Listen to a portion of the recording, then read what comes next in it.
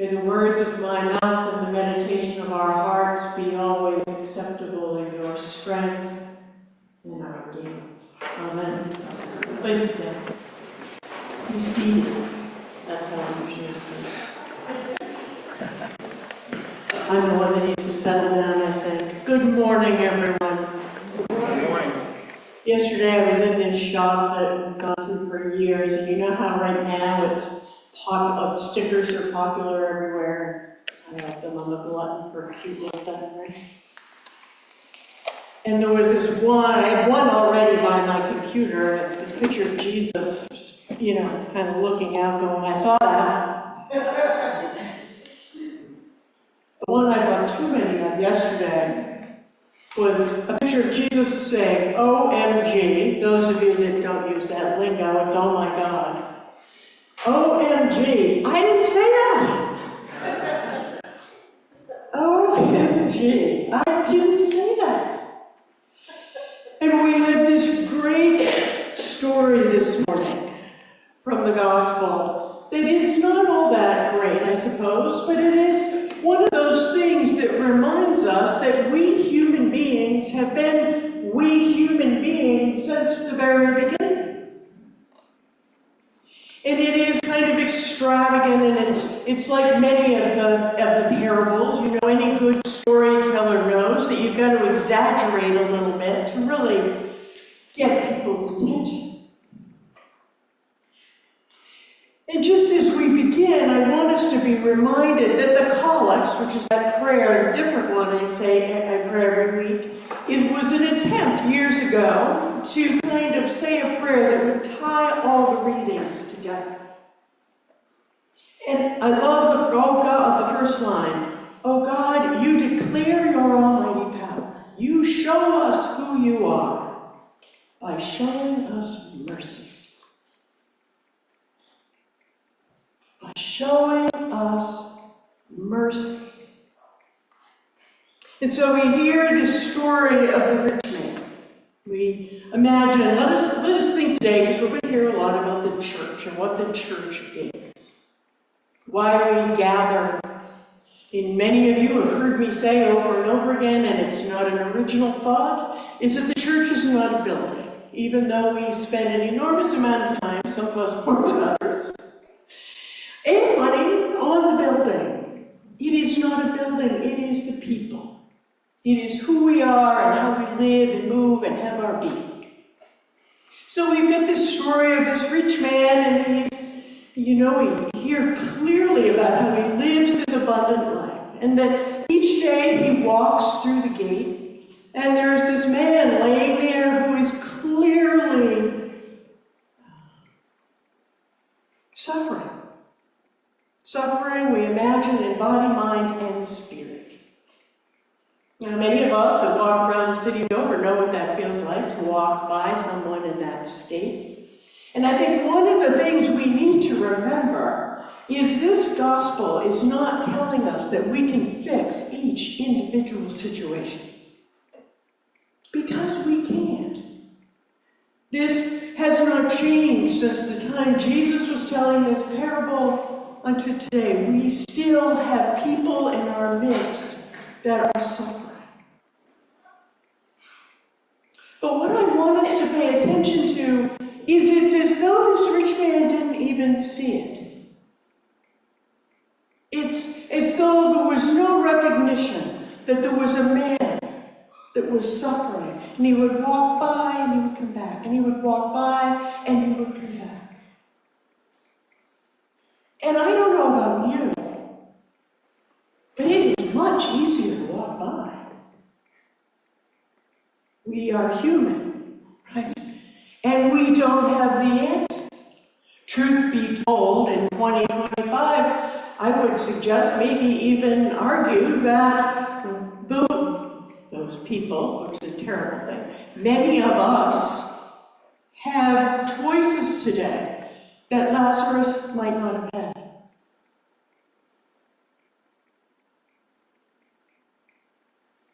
And yet it is still hard to not have the answers. It is still hard to walk by someone that is clearly in pain, clearly suffering. suffering, and yet, how does that inform who we are? How does it inform how we live and move and have our being, as we say in our old prayers? How does coming to church change the way you see things? Change the way you meet someone? Change the way we will go into the hall in a little while and we will break bread, and some of you, many of you will have shared food and we will eat it. In many, many weeks, there are people that haven't chosen to attend this worship, that if we were to look at them, we would make the observation that perhaps they were suffering, and they come in, and week after week, they also eat from our bounty. We may not be able to fix their entire circumstances, but where does the church come into this conversation? When those people come in and want a cup of coffee, I have never heard anyone on the hospitality committee, isn't that a funny name? They don't even, but none of you say, so did you go to church?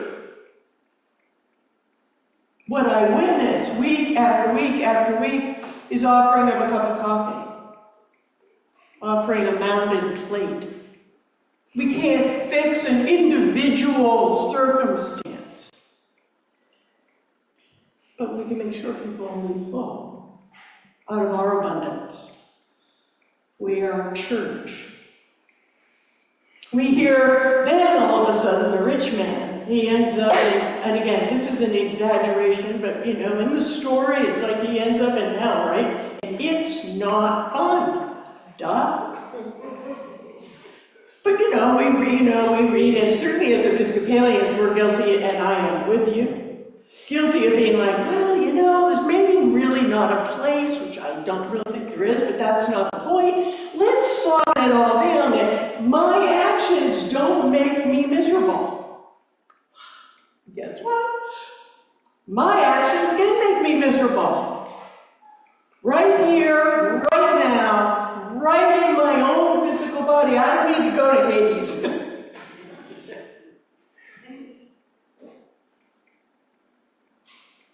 And all of a sudden, he can't ignore the other person. All of a sudden, he can't ignore Lazarus. And I also want us to hold up, that in Luke's gospel, Lazarus is named. And it is not, because I went back and checked, it is not the same Lazarus as we hear later on. This Lazarus, which means God helped them, make sure I got that right, he's named, but the rich man isn't named. All of a sudden it's like, can you let people know how bad this is going to be if they don't watch? And Abraham's like, what do you want me to do? I said, Moses, we've got all the prophets. And by the way, Jess, you rocked the reading from Jeremiah, because that was not an easy reading. Jeremiah didn't spare language, neither did Amos. The prophets were out there going, excuse me? Yeah, they weren't like the calm, loving Jesus, right? We've got Jesus who's like, gather the children. The prophets are like, what the heck? I didn't say that. I said this. And Abraham's like, if they're not going to listen to them, you think that if I send him back, that's going to help? Abraham's not convinced. And neither am I. Because here we sit in 2025. And how does the gospel inform us? The gospel is such hard work. It is not easy. It is painful sometimes. Let's be clear, the priest in me wants you to know that gospel means good news. And it is good news. And it's really hard. Because guess what? We have to love people we don't like. I could give you a lot of very academic theology about this, but let me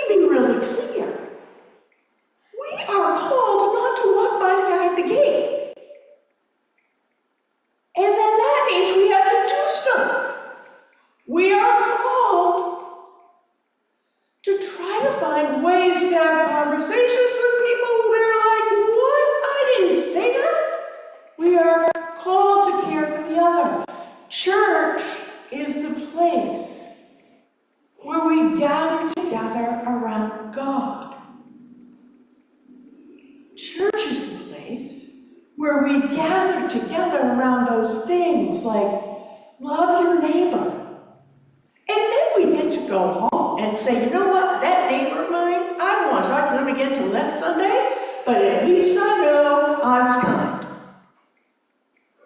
Church is the place we sit with and pay attention to who Lazarus is. It is not easy trying to listen to the words of Jesus or Buddha or many of the sacred leaders across traditions and across denominations. I would invite you, if you're interested, many of them say the same thing in different ways. Because the church is the new covenant.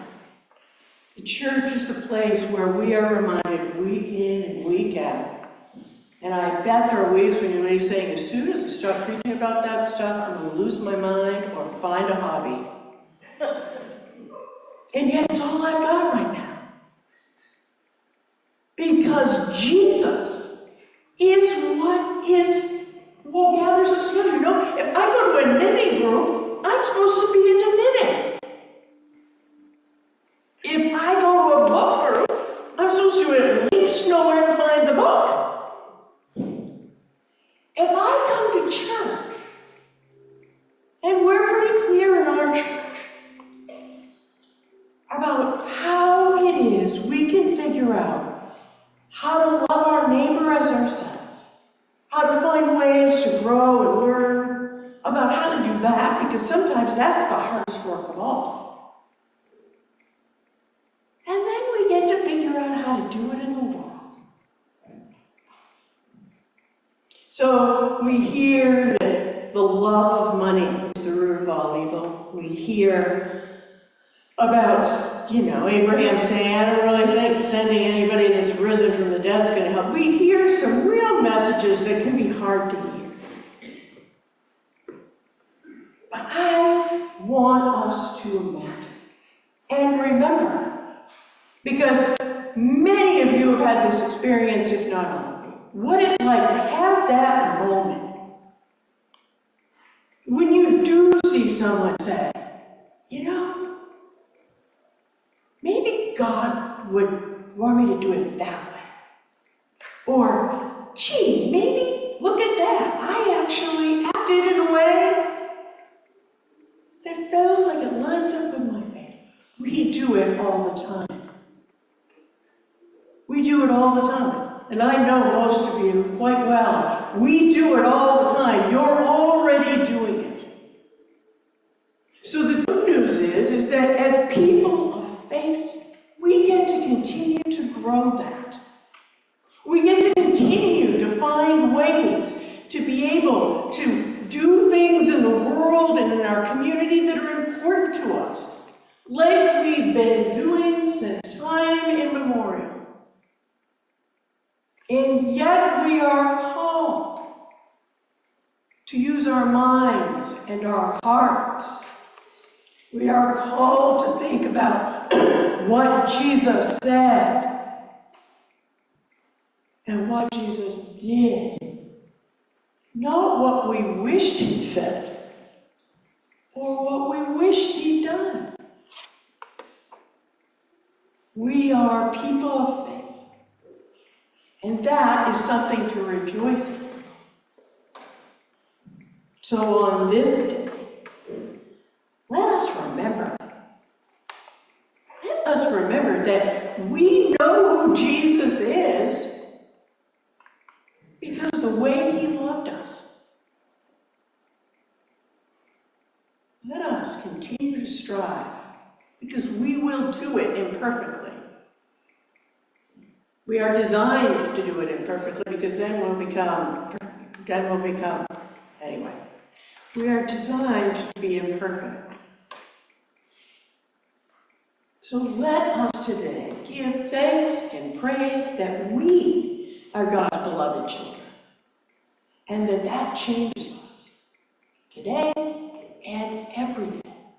And when we remember that about ourselves, we can't help but sharing it happen because we can't help it. Let us be a people that just can't help it.